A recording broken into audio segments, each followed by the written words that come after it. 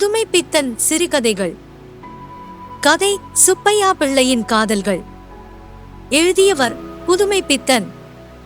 குரல் கெனடா இனியன்.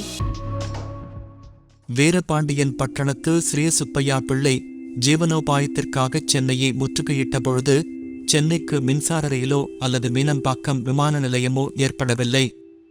மாம்பலம் என்ற சிமெண்ட் கட்டிட நாகரிகம் அந்த காலத்திலெல்லாம் சதுப்பு நிலமான ஏரியாக இருந்தது. தாம்பரம் ஒரு தூர பிரதேசம். திருநெல்வேலியிலே ரயில்வே ஸ்டேஷன் சோலைக்குள் தோன்றும் ஒற்றை சிகப்பு கட்டிடமாக ஜங்ஷன் என்ற கௌரவம் இல்லாமல் வெறும் இடைவெளி ஸ்டேஷனாக இருந்தபோது திருவனந்தபுரம் எக்ஸ்பிரஸ் மாலை 4 அல்லது 5 மணிக்கு தஞ்சாவூர் மார்க்கமாகச் செய்த நீண்ட பிரயாணத்தின் சின்னங்களுடன் சோர்வு தட்டியது போல வந்து நிற்கும். அந்த காலத்தில் வீரபாண்டியன் பட்டணத்துக்கு போக வேண்டுமென்றால் தபால் வண்டியானால் மலிவு. பிரம்மாண்டமான லக்ஷ்மி விலாஸ், கண்பதி விலாஸ் சாரபங் ஏறினால் சீக்கிரம் செல்லலாம். அப்பொழுதெல்லாம் திருநெல்வேலி மைனர்கள் சேவைகுண்டம் பாட்டிமார் வீடுகளுக்கு ஜக்கா வண்டியில் போய்விட்டு இரவு 10 மணிக்கெல்லாம் திரும்பி விடுவார்கள். அந்த காலத்திலெல்லாம் ஜக்கா என்றால் அவ்வளவு மவுஸ். அந்த காலத்திலெல்லாம் ஸ்ரீ சுப்பையா பிள்ளை ஒரு வாலிபன். ஊரையே வளைத்து கோட்டை கட்டிவிடும்படி பணம் சேர்த்து கொண்டு வந்துவிடலாம் என்ற நம்பிக்கையுடன் புறப்பட்டவர். இன்னும் ஒருமுறை கூட, அதாவது தம் கல்யாணம், தம்முடைய தகப்பனார் மரணம் இவைகளுக்காக 5-6 நாட்கள் ரஜா எடுத்துக்கொண்டு அந்த பிரதேசத்திற்கு மின்வெட்டு யாத்திரை செய்தது தவிர மற்றபடி ஒரு முறை கூட சென்றதே இல்லை. தனலட்சுமி ப்ரொவிஷன் ஸ்டோர்ஸ் பூர்வத்தில் பேட்டை பிள்ளை ஒருவரால் பவழக்கார தெருவில் அப்பகுதியில் வசிக்கும் திருநெல்வேலி வாசிகளின் சுயஜாதி அபிமானத்தை உபயோகித்து சில காலம் பலசரக்கு வியாபாரம் நடத்தியது. அந்த வியாபாரத்தில் ஸ்ரீ சுப்பையா பிள்ளையும் பணவசூல், கணக்கு, வியாபாரம் என்ற நானாவித இலாக்காக்களையும் நிர்வகித்தார். அதாவது மான் போர் சீர்திருத்த காலத்து மாகாண மந்திரிகள் மாதிரி. பிறகு தனலட்சுமி ஸ்டோர்ஸ் ஜவுளிக்கடையாக மாறி திருநெல்வேலி மேலர் வீதி ஜவுளி வர்த்தகர்களில் சில்லறை பேர்வழிகளுக்கு மொத்த சரக்கு பிடித்துக் கொடுக்கும் இணைப்புச் சங்கிலியாகி பெரிய வர்த்தகம் நடத்துவதற்கு காரணம் கம்பெனிக்கு ஆரம்பத்தில் கிடைத்த ஆதரவினால் ஏற்பட்ட லாபம் என்பதுடன் எதிரில் திறக்கப்பட்ட மீனாட்சி ப்ரொவிஷன் அண்ட் பயர்வுட் ஸ்டோர்ஸ் என்பதை மறந்துவிடலாகாது. இது தஞ்சாவூர் ஐயர் ஆரம்பித்த கடை. சர்க்கரையாக பேசுவார். பற்று வரவும் சௌகரியத்திற்கு ஏற்றபடி இருந்தது. அவர் கடையில் கணக்கு வைத்ததால் குடும்பத் தலைவர்கள் வீட்டுத் தேவைகளுக்கு என்று தனி சிரமம் எடுத்துக்கொண்டு வெளியில் காலடி எடுத்து வைக்க வேண்டிய அவசியமில்லாது போயிற்று. மேலும் தனலட்சுமி ஸ்டோர்ஸ் முதலாளி தமக்கு அந்த பகுதி திருநெல்வேலி சேவர்களுடன் ஏற்பட்ட நெருங்கிய தொடர்பால் கடையில் நேரடியாக வந்து வாங்குகிறவர்களுக்கு ஒரு மாதிரி, வீட்டில் இருந்து கொண்டு கணக்கு சிட்டையை அனுப்பி மாசாமாசம் பாக்கி வைப்பவர்களுக்கு ஒரு மாதிரி என்று நடக்க ஆரம்பித்ததும் இதற்கு ஒரு துணை காரணம். விசேஷமாக மண்பானை சமையல் என்ற விளம்பரங்களுடன் சைவச் சாப்பாட்டு ஹோட்டல் ஒன்றும் மூடப்பட்டது. அதாவது தனலட்சுமி ஸ்டோர்ஸில் மொத்த வியாபாரம் நடத்திய ஹோட்டல் பிள்ளை ஊரோடு போய் சௌகரியமாக வாழ வேண்டும் என்ற நோக்கத்துடன் ரிட்டையர் ஆகிவிட்டார். சாத்தூர் டிவிஷனில் அவருடைய மகன் ரெவென்யூ இன்ஸ்பெக்டர் உத்தியோகம் பார்த்ததால் அவருக்கு ஹோட்டல் நடத்துவது அகௌரவமாக இருந்தது. நிலபுரன்களை பார்க்கப் போவதாக சென்னைக்கு செலவு பெற்றுக்கொண்டார். இப்படியாக தனலட்சுமி ஸ்டோர்ஸ் ஜவுளிக்கடையாக மாறியது. இந்த மாறுதலால் ஸ்ரீ சுப்பையா பிள்ளைக்கு அந்தஸ்தும் உயர்ந்தது, சம்பளமும் உயர்ந்தது. திருநெல்வேலி கடைப்பிள்ளைகள் வரும்போதும் போகும்போதும் காட்டும் சிரத்தையால் உபவருமானமும் ஏற்பட்டது. உடை நாட்டு வேஷ்டியிலிருந்து மல்வேஷ்டியாயிற்று. பாங்கியில் பணமும் கொஞ்சம் சேர்ந்தது. அதனுடன் அவருடைய குடும்பமும் பெருகியது. குடும்ப பட்ஜெட்டில் வீட்டு வாடகை இனம் பெரும்பழுவாக இருந்தாலும் கொடுக்கும் பணத்திற்கு ஏற்ற வசதி அளிப்பதாக இல்லை. தேச விழிப்பின் முதல் அலையான ஒத்துழையாமை இயக்கம், பின்னர் அதன் பேரலையான உப்பு சத்தியாகிரகம் இவருடைய வாழ்விலோ மனப்போக்கிலோ மாறுதல் ஏற்படுத்தவில்லை. வீரபாண்டியன் பட்டணத்தின் ஒரு சிறுபகுதியாகவே அவர் சென்னையில் நடமாடினார். ஜீவனோபாயம், பிறகு சௌகரியப்பட்டால் பிறருக்கு உதவி, சமூக தொடர்புகளுக்கு பயந்து பணிதல் எல்லாம் சேர்ந்த உருவம் ஸ்ரீ சுப்பையா பிள்ளை. காலனா பத்திரிகைகள் காங்கிரசின் சக்தியை அவரிடம் கொண்டு வந்து காட்டவில்லை என்றால் பவழக்கார தெரு, திருநெல்வேலி மேற்கு ரதவீதி, அப்புறம் நினைவிலிருக்கும் வீரபாண்டியன் பட்டணம் என்ற 3 சட்டங்களுக்குள்ளாகவே அவருடைய மனப்பெருமை அடங்கி கிடந்தது என்று வற்புறுத்துவது அவசியமில்லை. மின்சார ரயில் வண்டி அவருடைய வாழ்வில் ஒரு பெரிய மாறுதலை ஏற்படுத்தியது. அவர் வேலை பார்த்த கடையின் பூர்வாசிரமத்தில் அவர் பற்று வரவு நடத்திய பெங்களூர் நாயுடு ஒரு முழு வாழ்விலும் சம்பாதித்த ஏமாற்றத்தின் சின்னங்களுடன் பழையபடி சொந்த ஊருக்கு போய்விட விரும்பினார். அவருக்கு தாம்பரத்தில் ஒரு சின்ன வீடு இருந்தது. ஸ்ரீ சுப்பையா பிள்ளைக்கு அவருடைய வார்த்தைகள் மீது நம்பிக்கை இருந்தது. அதன் விளைவாக பிள்ளையவர்களுக்கு தாம்பரம் பீச் யாத்திரை பிரதிதினமும் லபித்தது. ஊருக்கெல்லாம் மின்சாரம் வந்தாலும் அவருக்கு அந்த பழைய மண்ணெண்ணெய் விளக்குதான், குழாய் வந்தும் அவருக்கு தாம்பு கயிறும் தவலையுந்தான். பிள்ளையவர்கள் இத்தனை காலம் வீட்டு வாடகைக்கு செலவு செய்தது இப்பொழுது தனக்கும் தன் மூத்த பையனுக்கும் ரயில் பாசுக்குச் செலவாயிற்று. விடியற்காலம் கிணற்று தண்ணீர் சானம். பழையது கையில் பழையது மூட்டை பாஸ் வெள்ளி விபூதிச் சம்பளத்தில் உள்ள 2 சில்லறை. இந்த சம்பரமங்களுடன் பவழக்காரத் தெருவை நோக்கி புறப்படுவார். இரவு கடைசி வண்டியில் காலி தூக்குச்சட்டி தாஸ் வெள்ளி விபூதிச் சம்பளத்தில் உள்ள 2 சில்லறை. பசி கவலை இவற்றுடன் தாம்பரத்திற்கு திரும்புவார். பெண்ணுக்கு கல்யாணம் காலாகாலத்தில் செய்யணும். மூத்தவனுக்கு பரீட்சைக்கு பணம் கட்டணும். தோற்றுப்போய் வீட்டோடு இருக்கும் சின்னவனை ஏதாவது ஒரு தொழிலில் இழுத்துவிடணும். நாளைக்கு பால்காரனுக்கு தவணை சொல்லாமல் பணம் ஏதோ கொஞ்சம் கூட குறையவாவது கொடுக்க வேணும். பிள்ளையவர்கள் அனுட்டானாதிகள் முடித்துக்கொண்டு சாப்பிட்டு முடித்து முருகா என்று கொட்டாவி விட்டபடி திண்ணையில் சரிவதற்கு முன் மணி 12 இப்படியே தினந்தோறும். காலை 7 மணி சுமாருக்கு திருவனந்தபுரம் எக்ஸ்பிரஸ் விசில் சப்தம் அவுட்டர் சிக்னல் அருகில் கேட்கும் பொழுது ஸ்ரீ சுப்பையா பிள்ளை தாம்பரம் ஸ்டேஷன் மாடிப்படிகளில் கால் வைப்பார். எதிரில் நிற்கும் டிக்கெட் பரிசோதகன் புது ஆசாமியாக இருந்தால் பாசை எடுத்து காண்பித்துவிட்டு மேலேறுவார். இல்லாவிட்டால் சிந்தனைகளுடன் படிகளில் காலையர்ந்தெறிச் செல்லும். கண்கள் தெற்கு நோக்கி ரயில் வண்டி வரும் திசையைத் துழாவும். திருநெல்வேலியிலிருந்து தமக்கு தெரிந்த யாரும் வந்தால் பார்க்கலாமே என்ற ஆசைதான். எக்ஸ்பிரஸ் புறப்பட்ட பிறகுதான் மின்சார ரயிலும் புறப்படும். ஆகையால் அந்த நேரத்தில் எக்ஸ்பிரஸ் பிளாட்பாரத்திற்கு சென்று இரவு முழுவதும் கொசுக்களுடன் மல்லாடிய சிரமத்தை செங்கற்பட்டு அவசர காப்பியில் தீர்த்து கொண்ட பாவனையில் ஜன்னல் வழியாக தலை நீட்டுபவர்களை பார்ப்பதில் ஒரு நாட்டம் பிள்ளையவர்களுக்கு எப்பொழுதும் உண்டு. இடுப்பில் 4 முழம்மல், தோளில் ஒரு துவர்த்து, மடியில் சம்பளம் வகையரா, கையில் போசன பாத்திரம். இந்த சம்பிரமங்களுடன் பிள்ளையவர்களை எப்பொழுதும் மழையானாலும் வெயிலானாலும் பார்க்கலாம். எப்பொழுதும் ஒரு வாரமாக க்ஷவரம் செய்யாத முகம், நெற்றியில் பளிச்சென்ற விபூதி, நனைந்தலரும் தலை மயிரைச்சிக் கெடுக்கும் வலக்கை, இவைகளை நினைத்துக் கொண்டால் சுப்பையா பிள்ளையின் உருவம் வந்து நின்றுவிடும். மழைக்காலமானால் கையில் குடை ஒன்று எப்பொழுதும் விரித்து பிடித்தபடி போசன பாத்திரத்துடன் அதிகமாக காணப்படும். தெற்கு ரதுவீதி ஜவுளி வியாபாரிகள் இவரிடம் தப்பித்துக் கொண்டு நேரடியான வியாபாரம் நடத்திவிடுவது துலபம்.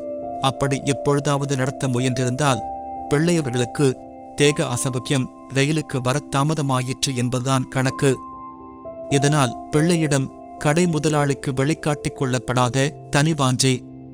சுப்பையா இல்லாட்டா நம்ம கையுடிஞ்ச மாதிரி என்பார் முதலாளி பிள்ளை. இவ்வளவிருந்தும் பண விஷயத்தில் என்னவோ அவர் வெகு கரார் பேர்வழி. பிள்ளையவர்கள் ரயிலில் ஏறுவதே ஒரு தினசு. நடுமைய வண்டியில் வாசலுக்கு அருகில் உள்ள வலதுபக்கத்து சீட்டில் எஞ்சினுக்கு எதிர்ப்புறமாகத்தான் உட்காருவார். அது அவருடைய சீட். புறப்படுகிற இடத்தில் ஏறி கடைசியாக நிற்கிற இடத்தில் வந்து இறங்குகிறதால் இந்த இடத்துக்கு அவரிடம் யாரும் போட்டிக்கு வந்ததே இல்லை. வந்திருந்தாலும் முயற்சியில் வெற்றி பெற்றிருக்க மாட்டார்கள். தாம்பரத்திலிருந்து பீச் வரையில் உள்ள பாக்கங்களிலும் பேட்டைகளிலும் 2 நிமிஷம் வண்டி நிற்கும் பொழுதுதான் அவருடைய நிஷ்டை கலையும். வண்டி பீச் ஸ்டேஷனில் வந்து நின்றுவிட்டது என்றவுடனேயே இறங்குவதில்லை. வெளியில் இறங்கியதும் வேஷ்டியை உதறி கட்டிக்கொண்டபின் துவர்த்து முண்டை உதறி மேலே போட்டுவிட்டு பிறகு ஜன்னல் வழியாக வண்டிக்குள் தலையையும் கையையும் விட்டு கையில் போசன பாத்திரத்தை எடுத்துக்கொண்டு காலிட்டி வைப்பார் ஸ்ரீ சுப்பையா பிள்ளை. ஆற அமர மெதுவாக சாவகாசமாக இறங்கி ஸ்டேஷனை விட்டு வெளியே போகும் கடைசி பிரயாணி சுப்பையா பிள்ளை. தாம்பரத்திலும் பீச்சிலும் வண்டியில் ஏறும் முதல் பிரயாணியும் அவர்தான். அவரிடம் சொந்தமாக கடிகாரம் ஏதும் இல்லை. அவரே ஒரு கடிகாரம். பிள்ளையவர்கள் வண்டியில் ஏறி உட்கார்ந்தாரானால் தலையை வெளி நீட்டாமல் ஜன்னல் பக்கமாக திரும்பி விடுவார். சேஷன் கோட்டைச் சுவர்களில் கண் பார்வை மோதிக்கொள்ளும் வரையில் அந்த பாவனையில் கழுத்தே இறுகிவிட்ட மாதிரி உட்கார்ந்திருப்பார். பார்வையில் ஒரு குறிப்பு இருக்காது. அத்திசையில் இருக்கும் பொருள்கள், ஜீவன்கள் அவர் பார்வையில் விழும் என்பதில்லை, விழுவதில்லை என்று சொல்ல வேண்டும். ஆனால் இவைகளுக்கெல்லாம் விதிக்கு விலக்கு இந்த மீனம்பாக்கம் ஸ்டேஷன். இதை வண்டி நெருங்கும் பொழுது அவர் கண்கள் உயிர் பெறும். மிரண்டு சோலையுடன் கூடிய கப்பிக்கல் ரஸ்தாவையும் தாண்டி தூரத்தில் தெரியும் விமான நிலையத்தில் தங்கும். எப்பவாவது ஒரு தரத்துக்கு 5 ரூபாயை வீசி எறிந்துவிட்டு ஆகாச கப்பலில் ஏறி பார்த்துவிட வேண்டும் என்பது அவரது தினசரி உத்தேசம், பிரார்த்தனை. எப்பவாவது மீனம்பாக்கத்தில் சிவில் விமான ஏற்பாடு அமைக்கப்பட்டதிலிருந்து நாளது தேதி வரை அந்த எப்பவாவது என்ற எல்லைக்கு முடிவு காணவில்லை. வண்டி 2 நிமிஷம் நின்று சென்னையை நோக்கி புறப்படும் வரையில் தில்லை நோக்கிய நந்தன்தான்.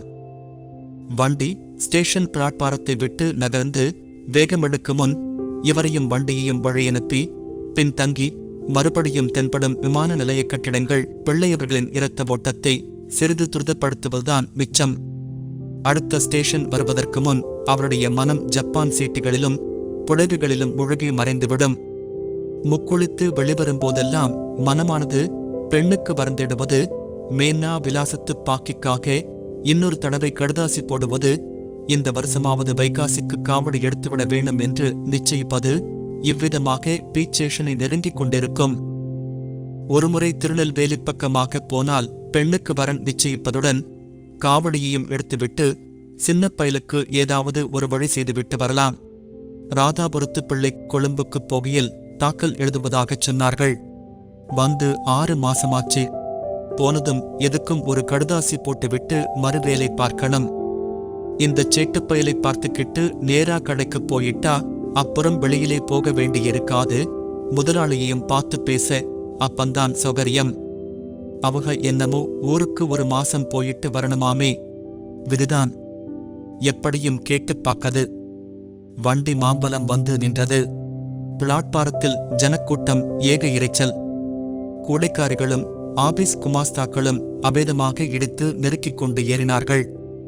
இந்த நெருக்கடியில் இவர் பார்வையில் விழும் வாசலில் பெரிய சாக்கு மூட்டையும் தடியுமாக ஏறிய கிழவனாருக்கு பின் 16 வயசு பெண்ணொருத்தி விசுக்கென்று ஏறி கிழவனாருக்கு முன்னாக வந்து காலியாக கிடந்த பெஞ்சில் உட்கார்ந்து கொண்டாள். பொம்பிளையா மாதிரியா காங்கலையே நெருக்கித் தள்ளிக்கொண்டு மின்னாலே ஓடியாந்து உட்கார்ந்து கொண்டாளே, பொம்பிளை வண்டியில்லே என்று ஆச்சரியப்பட்டார் பிள்ளை. வந்து உட்கார்ந்தவள் ஒரு மாணவி, வைத்தியத்துக்கு படிப்பவள். கழுத்தில் லான்செயினுடன் ஒரு ஸ்டெதாஸ்கோப்பும் அலங்காரத்துக்காக தொங்கிக் கொண்டிருந்தது. இன்ன வர்ணம் என்று நிச்சயமாக கூற முடியாத பகல் வேஷ வர்ணங்களுடன் கூடிய ஒரு புடவை, அதற்கு அமைவான ஜாக்கெட், செயற்கைச் சொல்லுடன் கூடிய தலைமயிரை காதை மறைத்துக் கொண்டு இட்டிருந்தாள். காதிலிருந்து ஒரு வெள்ளிச்சுருள் தொங்கட்டம். கையில் புஸ்தகமோ நோட்டோ அவர் நன்றாக கவனிக்கவில்லை. நெற்றி உச்சியை உள்ளங்கையால் தேய்த்து தினவு தீர்த்து கொண்டார். கண்களை கசக்கிக் கொண்டு 1 வாரமாக கத்திப்படாத முகவாய்க்கட்டையை தடவி கொடுத்து கொண்டு ஜன்னல் வழியாக எதிர்ப்பக்கத்தில் தெரியும் வீடுகளை பார்த்தார். பார்வை மறுபடியும் அந்த பெஞ்சுக்கு திரும்பியது. சாக்கு மூட்டையுடன் திண்டாடிய கிழவனார் அதை தனது முழங்காலருகில் சரிய விட்டுவிட்டு 2 கைகளாலும் தடியை பிடித்துக் கொண்டு கொட்டாவி விட்டு அசை போட்டபடி பெஞ்சின் மூலையில் உண்டி உட்கார்ந்திருந்தார்.